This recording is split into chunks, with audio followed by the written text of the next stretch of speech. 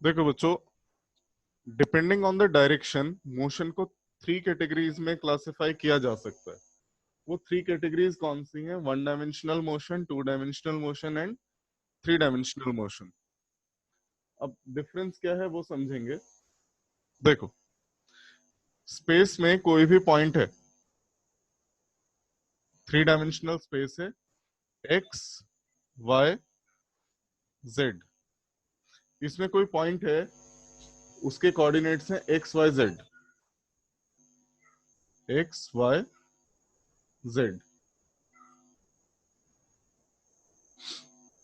अगर motion, during the motion अगर तीनों में से सिर्फ कोई एक चेंज होता है तो उस मोशन को कहा जाता है वन डायमेंशनल मोशन।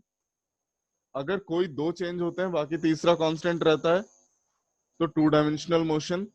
और अगर तीनों चेंज हो जाते हैं तो थ्री डायमेंशनल मोशन। मैं बोल रहा हूं, लिख देता हूं मैं। वन डायमेंशनल कब कहलाएगा? When only one of the three coordinates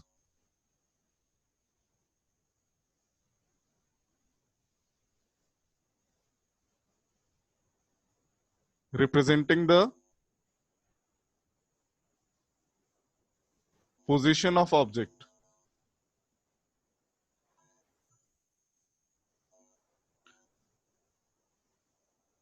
change with time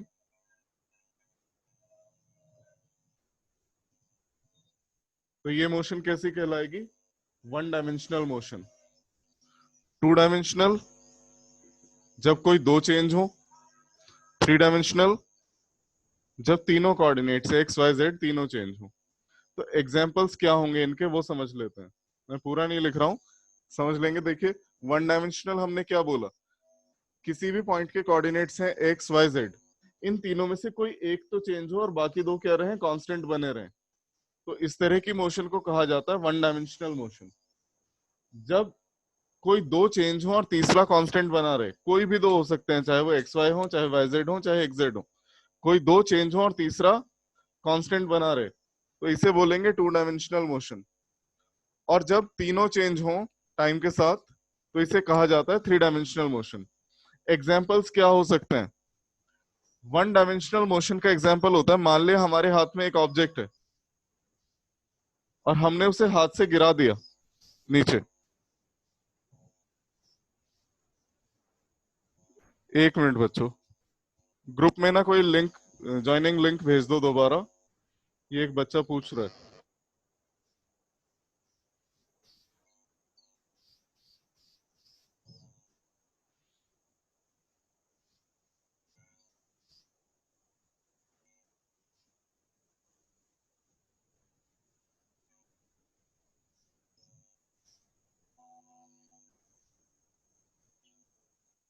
thank you बेटा।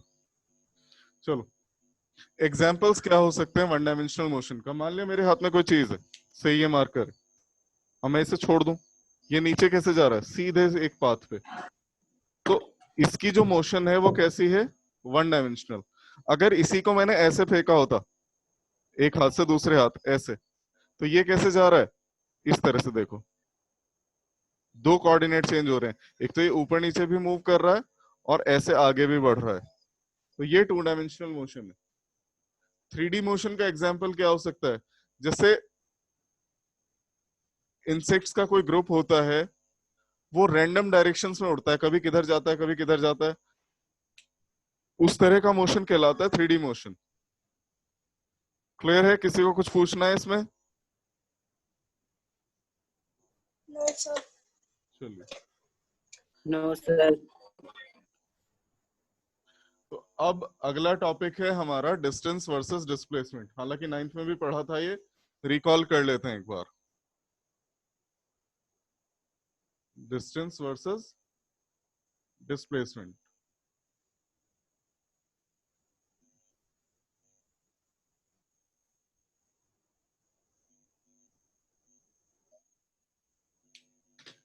देखो बच्चों, distance is the length of actual path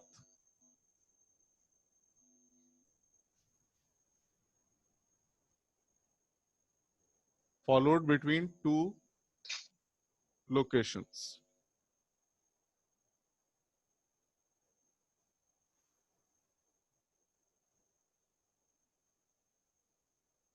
ये क्या है? It is the length of shortest path.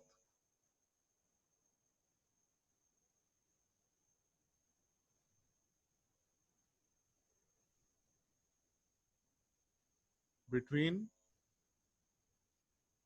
initial and final position.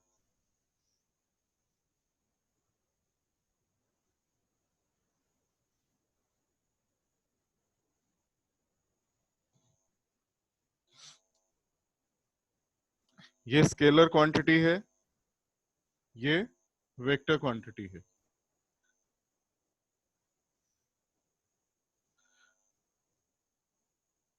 Its value can be 0 और positive. इसकी value क्या होती है? या तो 0 होगी या पॉजिटिव होगी. इसकी वैल्यू नेगेटिव भी हो सकती है. It's value can be negative, 0 और पॉजिटिव. तो ग्रेटेस्ट डिफरेंस जो है इन दोनों में ये है.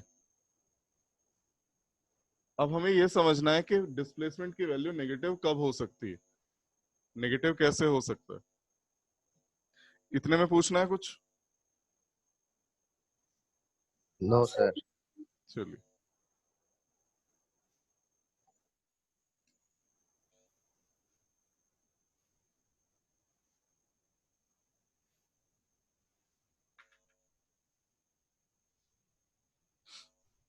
देखो बच्चों, मान लिया ये वो पॉइंट है, रेफरेंस पॉइंट, जहां से हम मोशन को जज कर रहे हैं. पी. एक ऑब्जेक्ट इससे 10 मीटर अवे प्लेस्ड है पॉइंट ए पर. थोड़ी देर बाद वो ऑब्जेक्ट 2 मीटर इधर शिफ्ट हो जाता है. तो टोटल क्या हो गया? 12. तो अगर हम डिस्प्लेसमेंट बोलें तो डिस्प्लेसमेंट क्या होगा? Final position. Final position is 12 metre minus initial position which was 10 metre. तो डिस्प्लेसमेंट आया 2 मीटर. ये पॉजिटिव आया. लेकिन अगर सिचुएशन ये होती कि मान लिया ये ऑब्जेक्ट यहां रखा है, पी पॉइंट है, रेफरेंस पॉइंट जहां से जज किया जा रहा है, ऑब्जेक्ट ए है 10 मीटर अवे, और ये इधर शिफ्ट हो जाता है 2 मीटर पॉइंट बी पर. तो फाइनल लोकेशन कितनी हुई? 8 मीटर. इनिशियल क्या थी?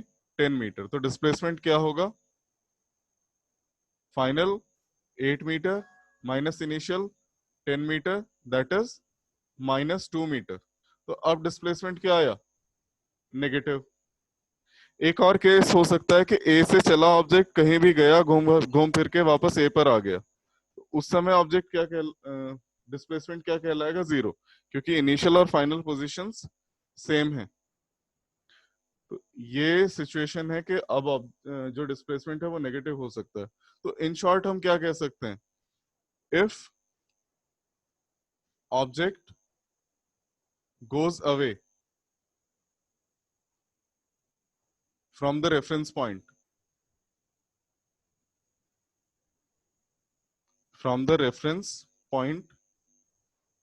displacement is positive,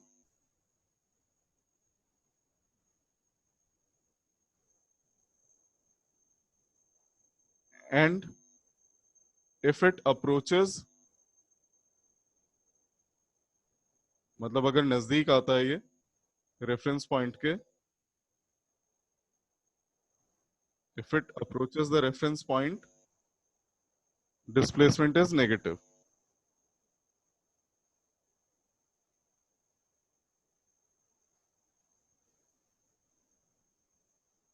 कुछ पूछना है तो पूछ सकते हैं. पूछना है कुछ बच्चों?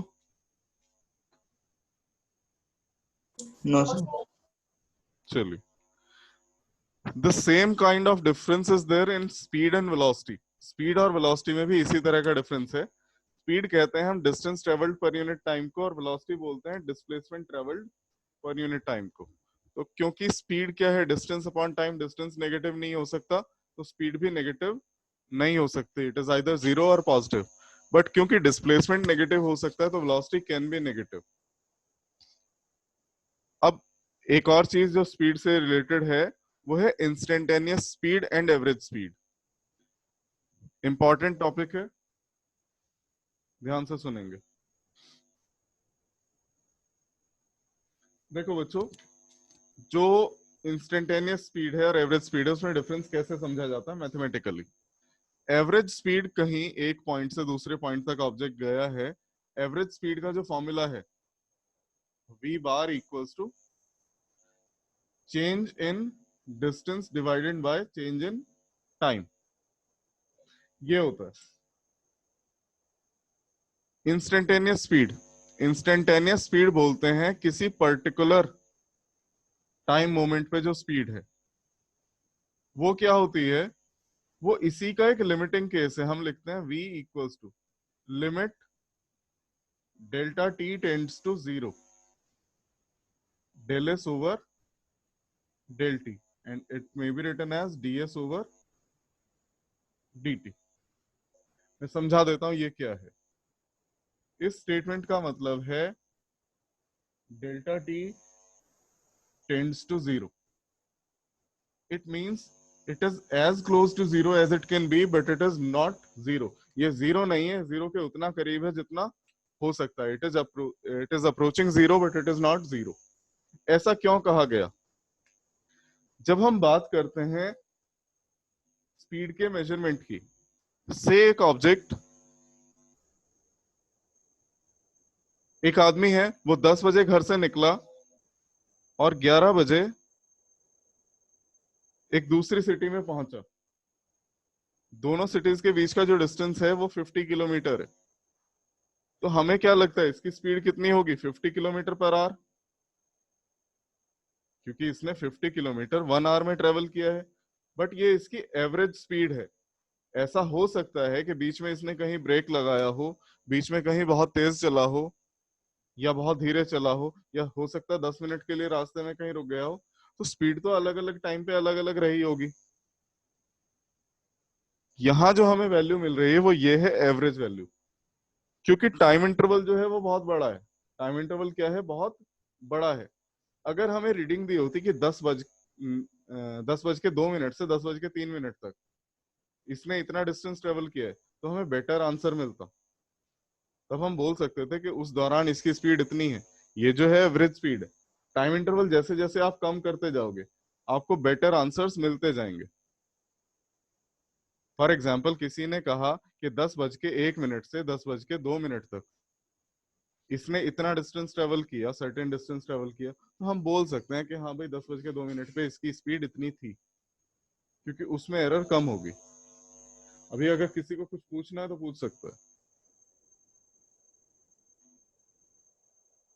बच्चों, सर इंस्टेंटेनियस स्पीड का फॉर्मूला दोबारा समझा दीजिए. ये एवरेज स्पीड का फॉर्मूला है change in displacement divided by change in time. Formula is same, but we have placed a limiting condition on it, and that limiting condition is that there is a condition that delta t, time duration, must be very very very small, infinitesimally small. Time duration जो है वो बहुत कम होनी चाहिए. मैं दोबारा बोल रहा हूं, सब लोग ध्यान से सुनेंगे. होता क्या है बच्चों, जब टाइम इंटरवल ज्यादा होता है तो स्पीड के वेरिएशन के चांसेस होते हैं कि स्पीड हो सकता है बीच में घटी हो, बढ़ी हो, कुछ ना कुछ हुआ हो. अगर टाइम इंटरवल बहुत कम होगा तो स्पीड के इंक्रीज या डिक्रीज होने का कोई चांस अराइज नहीं होता. बहुत कम है, बहुत कम है. तो आपको एग्जैक्ट वैल्यू क्या मिलेगी कि हाँ भाई उस समय इतनी स्पीड थी. अब अगर हम बात करें एक बड़े टाइम इंटरवल की कि 10 बजे से और 11 बजे तक इतना डिस्टेंस ट्रेवल कर लिया, तो हो सकता है बीच में घटाई बढ़ाई हो. किसी ने मुझे बोला 10 बज के 30 सेकंड पे इतनी स्पीड थी, 10 बज के 31 सेकंड पे इतनी स्पीड थी. अब टाइम ड्यूरेशन क्या रह गया? सिर्फ 1 सेकंड. 1 सेकंड में कोई बहुत ज्यादा वैल्यू घटी या बढ़ी नहीं होगी। समझ रहे हैं मेरी बात? किसी को कुछ पूछना है किसी को Yes, कुछ? sir. No, sir. मैं एक ग्राफ के थ्रू और एक्सप्लेन करता हूं, इसको ध्यान से देखेंगे। जो मैं कहना चाह रहा हूं उसको ग्राफ के थ्रू एक्सप्लेन कर रहे हैं।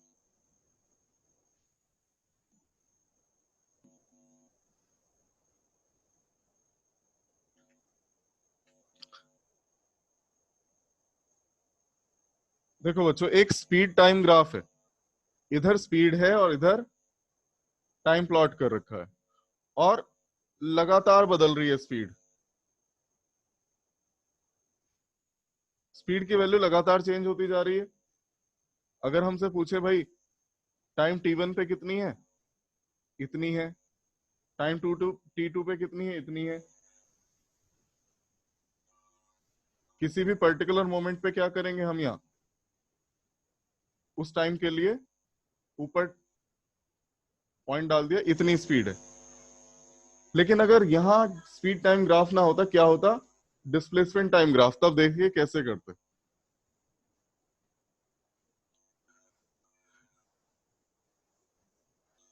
ये 9th क्लास में पढ़ा भी था, हालांकि दोबारा देख लेते। इधर डिस्टेंस है और इधर टाइम है, और इस तरह से कर्व है। हमने 9th क्लास में पढ़ा है डिस्टेंस टाइम ग्राफ का जो स्लोप होता है। स्लोप मतलब change in y axis divided by change in x axis, या tan थीटा भी बोल सकते हो आप इसे। डिस्टेंस टाइम ग्राफ का जो स्लोप होता है वो किसकी वैल्यू देता है? स्पीड की। तो मान लिया किसी ने मुझसे पूछा टाइम t1 से टाइम t2 के बीच ऑब्जेक्ट की स्पीड कितनी रही, तो मैं कैसे बताऊंगा? मैंने ये देखा टाइम t1 पे डिस्प्लेसमेंट कितना था, ये t2 पे डिस्प्लेसमेंट क्या है, ये क्या कहलाया? Change in y axis. और ये क्या कहलाया? Change in x axis. अगर मैं इसे डिवाइड कर दूं तो हमें क्या मिलेगी? एवरेज स्पीड की वैल्यू मिलेगी। किसकी वैल्यू मिल रही है? एवरेज स्पीड की। लेकिन कर्व को यहां से यहां तक ध्यान से देखो। इस कर्व का स्लोप ऐसा तो नहीं है ना कि ये स्ट्रेट लाइन है। कर्व का स्लोप कहीं कम हो रहा है, कहीं ज्यादा हो रहा है। स्लोप बोलते हैं कि कितना ढाल है उसका। अब देखो, अगर हम टेंजेंट ड्रॉ करें इस कर्व पे अलग अलग जगह, मैं यहां बना के दिखा देता हूं। ये है कर्व। अगर मैं यहां टेंजेंट ड्रॉ कर रहा हूं, ये इस एंगल पे आ रही है। यहां ड्रॉ कर रहा हूं, ये इस एंगल पे आ रही है। यहां ड्रॉ कर रहा हूं, ये इस एंगल पे आ रही है। तो स्पीड तो हर जगह बदलती जा रही है, क्योंकि एंगल बदल रहा है, स्पीड बदल रही है। फिर भी हमें यहां से यहां तक क्या मिली? एक सिंगल वैल्यू मिली। तो मतलब ये एवरेज स्पीड है, ये एक्यूरेट स्पीड नहीं पता चली हमें। पर अगर टाइम ड्यूरेशन छोटा होता, अगर टाइम ड्यूरेशन छोटा होता तो देखो क्या होता।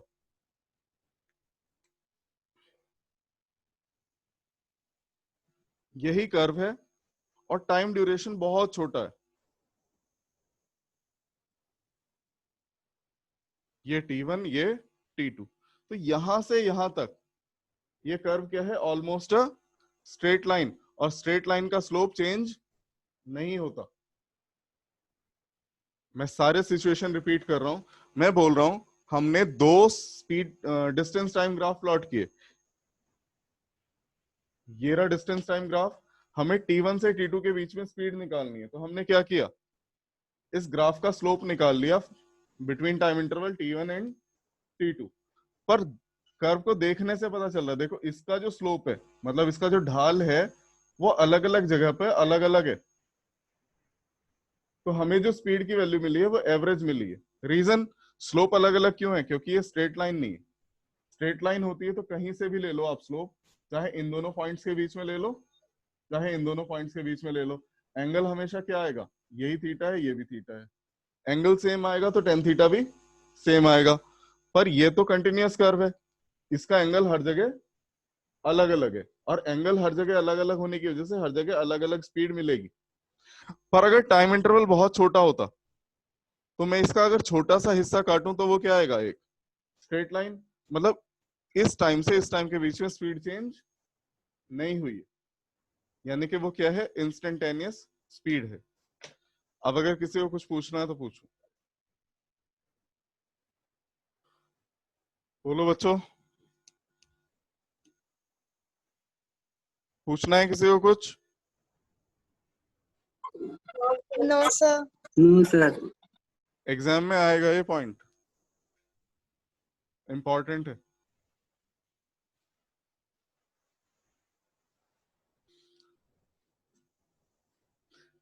सिमिलर मैनर में एवरेज एक्सेलरेशन और इंस्टेंटेनियस एक्सेलरेशन होता है। एवरेज एक्सेलरेशन होता है change in velocity divided by change in time, और इंस्टेंटेनियस एक्सेलरेशन क्या होता है कि जब टाइम इंटरवल बहुत स्मॉल हो, मतलब हम ये कह रहे हैं average acceleration A bar is change in velocity divided by change in time, but instantaneous acceleration is limiting condition of average acceleration. And what limit we have placed? We have placed a limit that time interval delta t must be infinitesimally small. Time interval बहुत बहुत बहुत छोटा होना चाहिए.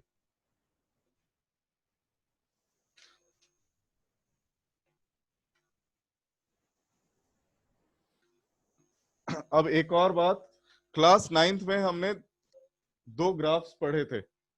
एक graph था displacement time graph,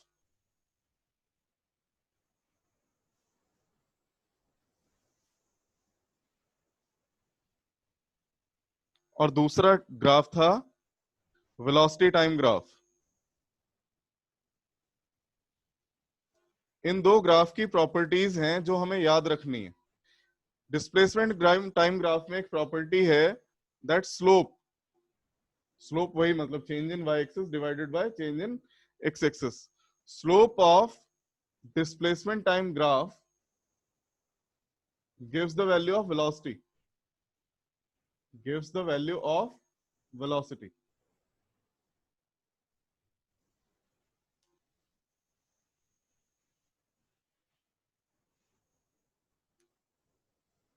velocity time graph में क्या है, slope of velocity time graph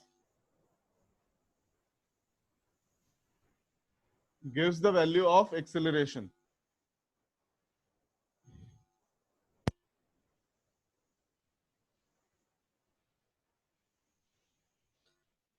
इसी की दूसरी और इंपॉर्टेंट प्रॉपर्टी है area under the curve. Area under the curve gives the value of displacement.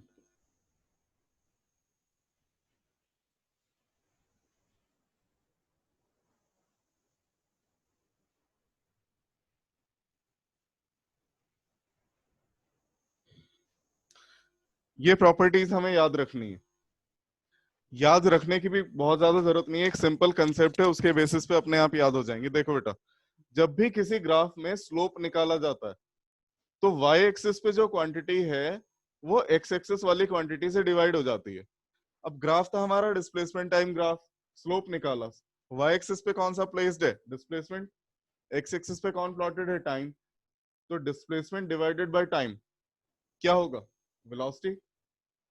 Similarly जब हम वेलोसिटी टाइम कर्व की बात करते हैं, स्लोप ले रहे हैं, स्लोप लेने पे क्या होगा, y एक्सिस वाली क्वांटिटी यानी कि वेलोसिटी x एक्सिस वाली क्वांटिटी यानी कि टाइम से डिवाइड हो जाएगी, और velocity divided by time is acceleration. दूसरा कंसेप्ट, जब एरिया अंडर द कर्व निकाला जाता है तो y एक्सिस वाली क्वांटिटी और x एक्सिस वाली क्वांटिटी मल्टीप्लाई हो जाते हैं. तो जब एरिया अंडर द कर्व हमने निकाला इस केस में वेलोसिटी टाइम में, तो velocity into time is displacement. इन दोनों का मल्टीप्लिकेशन हो गया और क्या मिला, डिस्प्लेसमेंट. इस केस में क्यों नहीं किया कुछ ऐसा, क्योंकि डिस्प्लेसमेंट इनटू टाइम किसी फिजिकल क्वांटिटी को रिप्रेजेंट नहीं करता. डिस्प्लेसमेंट और टाइम का प्रोडक्ट किसी फिजिकल क्वांटिटी को रिप्रेजेंट नहीं करता है. कुछ पूछना है किसी को?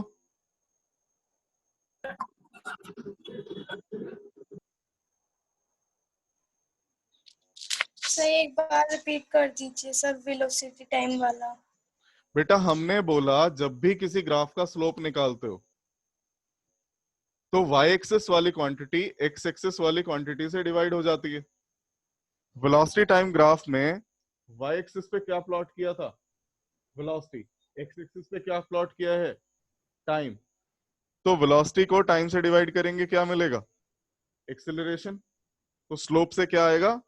एक्सेलरेशन। जब एरिया अंडर द कर्व निकाला जाता है तो y एक्सिस वाली क्वांटिटी x एक्सिस वाली क्वांटिटी से मल्टीप्लाई हो जाती है। y एक्सिस पे है वेलोसिटी, x एक्सिस पे है टाइम। वेलोसिटी इनटू टाइम क्या होता है? डिस्प्लेसमेंट। तो हमें एरिया अंडर द कर्व से क्या मिला? डिस्प्लेसमेंट।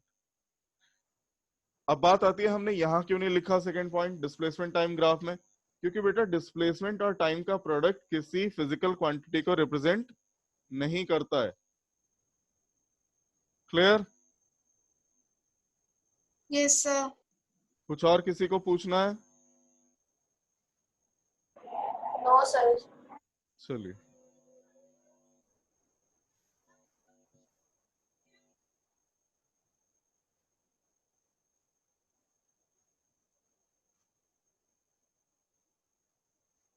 अगर मीटिंग बीच में डिस्कनेक्ट हो जाए तो दोबारा 10 मिनट बाद कनेक्ट करेंगे। 10 मिनट बाद इसलिए क्योंकि ये मीटिंग की रिकॉर्डिंग चल रही है और रिकॉर्डिंग को कन्वर्ट होने में थोड़ा टाइम लगता है। तो जब मैं मैसेज करूंगा उसके बाद कनेक्ट करेंगे, अगर बीच में डिस्कनेक्ट हो जाती है तो।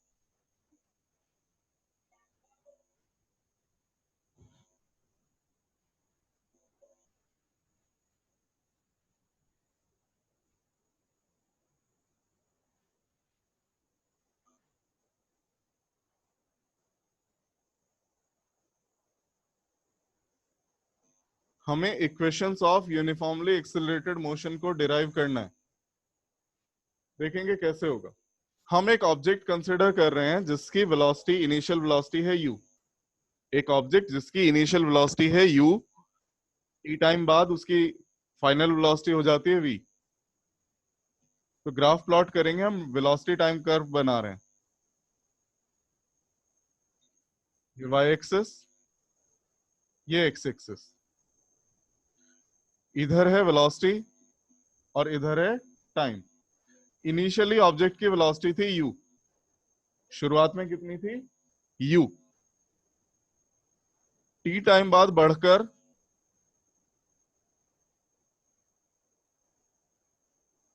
वेलोसिटी हो जाती है v। इस सब में कितना टाइम लगा? t। ये 0 है और ये t है। तो अब जो दो कंसेप्ट हमने पढ़े थे, उन्हीं कंसेप्ट्स के बेसिस पे हम इक्वेशंस ऑफ मोशन डिराइव कर सकते हैं। फर्स्ट कंसेप्ट क्या था, बताएगा कोई? वेलोसिटी टाइम ग्राफ में फर्स्ट कंसेप्ट क्या था बच्चों? Slope of its graph gives the value of acceleration. Slope of graph gives the value of acceleration. Same concept use करेंगे। अब स्लोप क्या आएगा?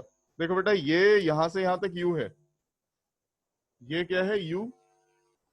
और टोटल ऊपर तक v। तो चेंज कितना आया? v minus you. Change is v minus you. और x एक्सिस पे कितना चेंज है? t माइनस 0 यानी कि t। तो स्लोप क्या होता है? Acceleration. Acceleration is change in y axis which is v minus u divided by change in x axis which is t। Cross multiplication किया, v minus u equals to at और v equals to u plus at। This is the first equation of motion. Clear है बच्चों, या कुछ पूछना है? No, sir.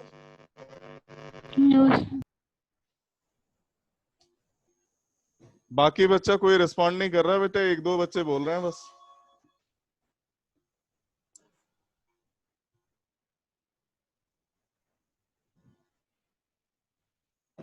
और भी बहुत सारे बच्चे हैं यहाँ, कोई रिस्पॉन्ड नहीं कर रहा है। Clear. ठीक। अब हमें सेकेंड एस्पेक्ट जो है वो अप्लाई करना है।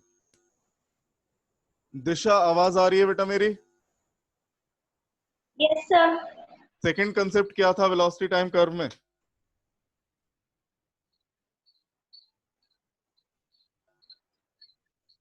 भूल गए? सर मैं बताऊं? कौन है, क्या नाम है, सुसानिक बताओ। S is equals to UT plus half AT square. बेटा मैंने इक्वेशन थोड़ा ही पूछी है, मैंने कंसेप्ट पूछा है। वेलोसिटी टाइम कर्व में कंसेप्ट क्या था? Area under the curve gives the value of displacement. हाँ, ये किसने बताया? श्रेया। Shreya. ठीक। Yes. sir. Area under the curve gives the value of displacement. अब कर्व हमारा ये है यहां से यहां तक, इसके नीचे जो सारा एरिया आ रहा है ये किसकी वैल्यू देगा? डिस्प्लेसमेंट की। तो मैं एरिया निकालने के लिए या तो आप ट्रेपेजियम का फॉर्मूला लगा लो, मैं ट्रेपेजियम वाला फॉर्मूला नहीं लगा रहा हूं, मैं दूसरा लगा रहा हूं। मैं इसे दो एरिया में डिवाइड कर देता हूं, एक तो ये वाला रेक्टेंगल है ये, और दूसरा ये ट्राइंगल है। तो मैं क्या बोल रहा हूं? Displacement is area under the curve, मतलब area of rectangle which is u into T plus half, triangle का एरिया क्या होता है? Half base into height. Base कितना है? t, और हाइट कितनी है? v minus U. अब यहां से देखो v माइनस यू की वैल्यू क्या होती है? 80। तो ये वैल्यू हम यहां प्लेस कर देंगे, हाफ t इंटू 80। तो s equals to ut plus half 80 square. ये आ गई second equation. Clear? Yes, sir. Yes, sir. अब थर्ड इक्वेशन डिराइव करनी है। किसी को कुछ पूछना है तो अभी बता दे। No, sir. चलो,